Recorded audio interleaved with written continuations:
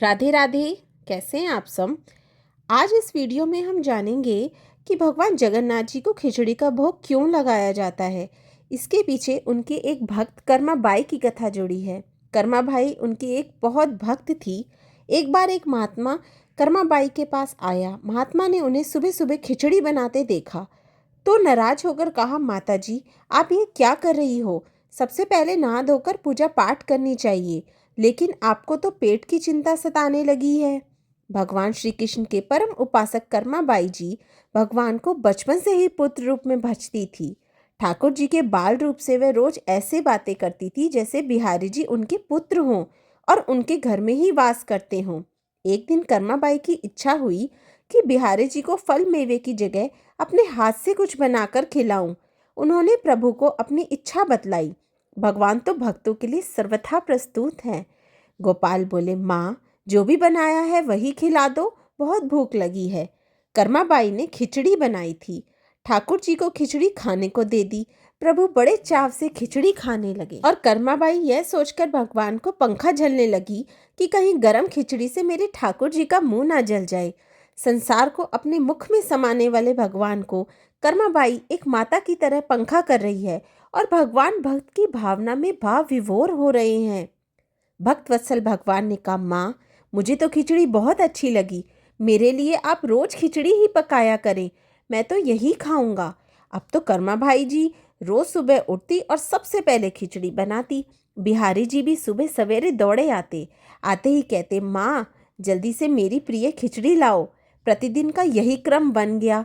भगवान सुबह सुबह आते, भोग लगाते और फिर चले जाते। एक बार एक महात्मा कर्माबाई के पास आया। महात्मा ने उन्हें सुबह सुबह खिचड़ी बनाते देखा तो नाराज होकर कहा, माता जी आप ये क्या कर रही हैं।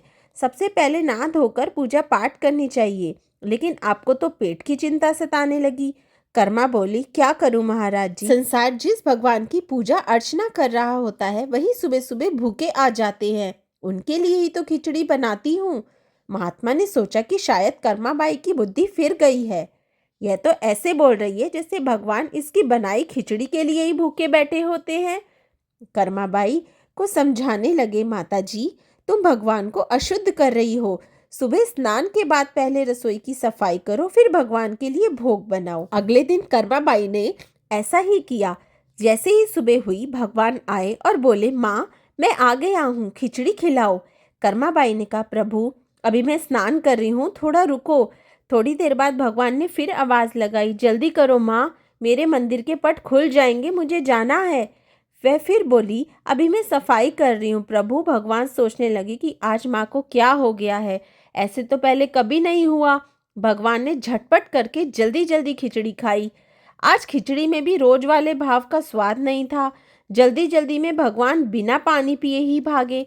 बाहर महात्मा को देखा तो समझ गए, अच्छा तो ये बात है, मेरी माँ को यह पट्टी इसी ने पढ़ाई है। ठाकुर जी के मंदिर के पुजारी ने जैसे ही पट खोले तो देखा भगवान के मुख पे खिचड़ी लगी हुई है। पुजारी बोले, प्रभु जी यह खिचड़ी आपके मुख पर कैसे लग गई है। भगवान ने कहा, पुजारी जी आप माँ कर्माबाई जी के घर जाओ और जो महात्मा उनके यहाँ ठहरे हुए हैं उनको समझाओ। उसने देखो मेरी माँ को कैसी पट्टी पढ़ाई है। पुजारी ने महात्मा जी से जाकर सारी बात कही। यह सुनकर महात्मा जी घबराए और तुरंत कर्माबाई के पास जाकर कहा, माता जी माफ करो, यह नियम धर्म तो हम संतों के लिए है। आप तो जैसे पहले खिचड़ी बनाती हो वैसे ही बनाएं।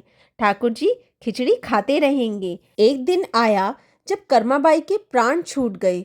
उस दिन पुजारी ने पट खोले तो देखा भगवान की आंखों में आंसू हैं। प्रभु रो रहे हैं।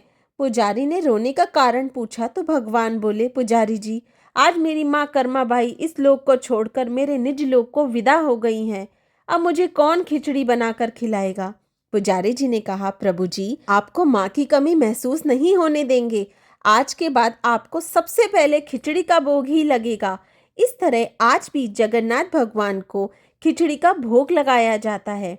भगवान और उनके भक्तों की ये अमर कथाएं अटूट आस्था और विश्वास का प्रतीक हैं। ये कथाएं प्रभु प्रेम के स्नेह को दर्शाने के लिए अस्तित्व में आई हैं। इन कथाओं के माध्यम से भक्ति के रस को चखते हुए आनंद के सरोवर में डुबकी लगानी चाहिए। ईश्वर की शक्ति के आगे तर्कशीलता भी नतमस्तक हो जाती है। तभी तो चिकित्सा विज्ञान के लोग भी कहते हैं दवा से ज्यादा दुआ काम आएगी। जय श्री जगन्नाथ महाराज की जय।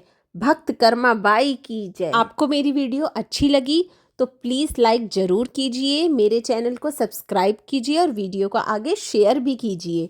राधे राधे।